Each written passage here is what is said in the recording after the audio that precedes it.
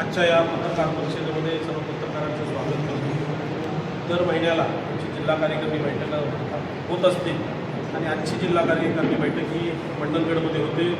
या बैठकीसाठी सर्वच कार्यकर्ते आमचे सहकारी आमचे सर्व नेते आणि आजच्या पत्रकार परिषदेसाठी उपस्थित वैभवजी खेडेकर आहेत, आमचे निलेजी सुर्वे आहेत, आदिजी दळवी आहेत, आमचे तालुकाध्यक्ष दत्ता माडिक आहेत, तसेच रहीमभाई सई बोले व आमचे कोषाध्यक्ष जगदीशजी आमरे, आपणा सर्वांचं स्वागत पुन्हा एकदा करतो। आजची बैठकीमध्ये फार मोठा महत्त्वाचा विषय आमचा होता म्हणजे हर घर तिरंगा यात्रा जी आहे किंवा प्रत्येक घरामध्ये तिरंगा लावण्याची जी आमच्या भारतीय जनता पार्टीनं सुरुवात केली, जे गेल्या अनेक वर्ष आम्ही हा कार्यक्रम करतो, तसंच यावर्षीसुद्धा फार ताकदीनं व सर्व कार्यकर्त्यांच्या वतीनं सर्व समाजाच्या वतीनं हा कार्यक्रम हर घर तिरंगा म्हणून आम्ही राबवणार आहोत। तशाच तिरंगा यात्रा प्रत्येक मतदारसंघामध्ये म्हणजे दापोली मतदारसंघामध्ये दापोलीमध्ये होईल, तशीच गुहागर मतदारसंघामध्ये गुहागर शहरामध्ये होईल आणि ह्या तिरंगा यात्रा 2-2 किलोमीटरच्या लांबीच्या होती। असं सर्व कार्यकर्ते व सहकार्याशी चर्चा करण्यासाठी आजची मीटिंग होती आणि त्या मीटिंगमध्ये दुसरी एक गोष्ट म्हणजे आमच्या आजचा कार्यक्रम संभाजीनगरमध्ये जो होतोय, श्री गुरु रविदास महाराज 650वी जयंती जी कळश यात्रा आहे, ती एक यात्रा या जिल्ह्यामध्ये सर्व येणाऱ्या पुढच्या 8 दिवसामध्ये आम्ही राबवणार आहोत। वेगवेगळा अजेंडा घेऊन प्रत्येक गोष्टी आम्ही पुढे जातोय। भारतीय जनता पार्टीच्या वतीनं प्रत्येक शेतकऱ्याच्या बांधावर जाऊन आदरणीय मुख्यमंत्री आदरणीय फडणवीस साहेब व युतीच्या सरकारने दोन्ही उपमुख्यमंत्री यांच्या माध्यमातून फार मोठी आपली कर्जमाफी शेतकऱ्यांना केलं आहे, ते सांगण्याचा आमचा एक उद्देश आहे। अनेक गोष्टी सरकारच्या माध्यमातून योजना किंवा अनेक गोष्टी सरकारच्या माध्यमातून या कोकणासाठी ज्या ज्या करतायत किंवा महाराष्ट्रामध्ये करतायत त्या कोकणामध्ये कशा पद्धतीनं राबवत आहेत आणि त्याच सांगण्याचा आमचा आजचा उपक्रम या पुढच्या 15 दिवसाचा कार्यक्रम असणार आहे। अनेक गोष्टी पक्षाच्या वतीनं तर करतोय, परंतु आमच्या सर्वसामान्यांच्या गाठीभेटी घेऊन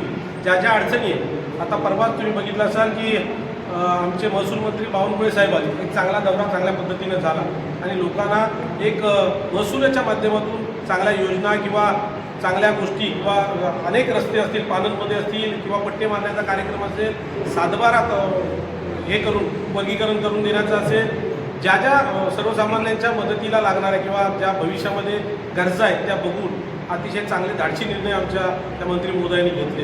अशा अनेक गोष्टी या शेतकऱ्यांपर्यंत पोहोचवण्याचा हा पुढच्या कालखंडामध्ये आमचा कार्यक्रम असणार आहे आणि ह्या सर्व कार्यक्रमामध्ये हा सर्व सहकार्यांना कार्यकर्त्यांना त्या सूचना देण्यात आल्या आणि ह्याच कार्यक्रमातून पुढे आपल्याला जायचं आहे आणि चांगल्या गोष्टी आम्ही शेतकऱ्यांपर्यंत पोहोचू, हा खरा आजचा अजेंडा आहे। रत्नागिरी जिल्ह्यामध्ये आपल्या तालुक्याचे आहेत त्यासाठी महाप्राण अमृत पूल जो आहे तो महत्त्वाचा आहे। जून महिन्यामध्ये बार धडकल्याने तो बंद झाला आहे, तो अद्याप सार्वजनिक वाहतुकीसाठी खुला नाही। एस टी तिथून जात नाही, सर्वसामान्य नागरिकांना 100 किलोमीटर जास्तीचा प्रवास करायला लागतो 2 तालुक्यातून। आम्ही मंत्री महोदयाशी हा विषय मांडलेला आहे, तर तो लवकरात लवकर सोडवण्याचा आम्हीही प्रयत्न करू।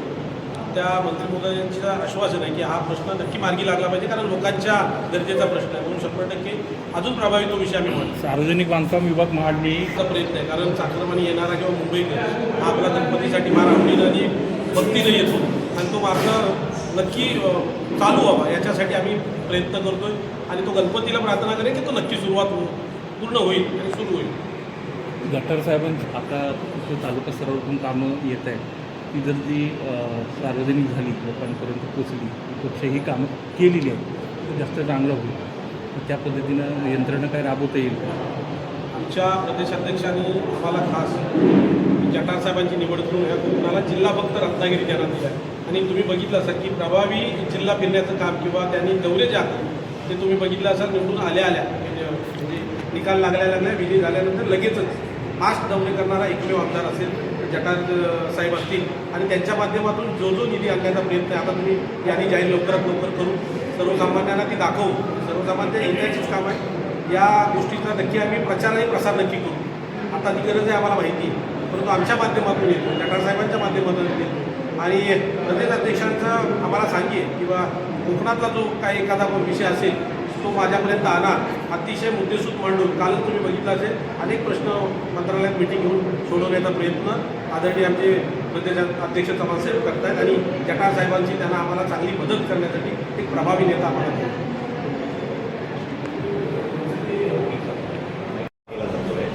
याकडे तुम्ही कशा नजरेने बघताय? चांगला प्रश्न तुम्ही विचारला. हे तुम्हालाच खरं माहिती आहे की गेल्या अनेक वर्षामध्ये भारतीय जनता पार्टी ही रत्नागिरी भूमीमध्ये या परशुरामाच्या पावनभूमीमध्ये चांगलं काम करते, शेतकऱ्यांच्या हिताचं काम करतोय. अशा पद्धतीनं आम्ही अजेंडा घेऊन पुढे जातोय आणि सरकारच्या त्या पद्धतीच्या योजना त्या राबवल्यामुळे खऱ्या अर्थानं पक्ष आमचा चांगल्या पद्धतीने वाढतोय आणि आमचे सर्व सहकारी कार्यकर्ते हे अजेंडा चांगल्या पद्धतीने ठेवत आहेत. म्हणून तर पक्ष वाढतोय आणि पक्षाच्या जी ध्येय धोरण आहेत त्याला धरून आम्ही जातो. ज्या लोकांना गरजेच्या गोष्टी ज्या लोकांना हव्या आहेत त्या देण्याचा प्रयत्न आमच्या सरकारच्या माध्यमातून आहे आणि तोच आम्ही प्रयत्न नक्की करतोय. म्हणून चांगल्या पद्धतीनं पक्ष वाढण्याचं काम चालू आहे.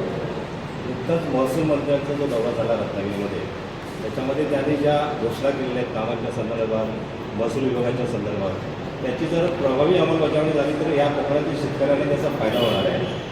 तर ती अंमलबजावणी प्रभावी होण्यासाठी आपल्या पक्षाच्या माध्यमातून काय करायचं? आम्ही सर्व पदाधिकारी अधिकाऱ्यांशी चर्चा करून शेतकऱ्यांचे प्रश्न सोडवण्यासाठी आग्रही आहोत. आम्ही त्या दिवशी तुम्ही बघितलं असाल की बावनकुळे साहेबांशी आमच्या सर्वच शेतकऱ्यांना काही गोष्टी सोडवायच्या होत्या की त्यांच्या अडचणी होत्या दूर करण्यासाठी तात्काळ निर्णयसुद्धा मंत्री महोदयांनी तिथे अधिकाऱ्यांना सांगितलेले घेण्यासाठी आणि तुमच्या सर्वांच्या माध्यमातून ते प्रसिद्धसुद्धा झाले.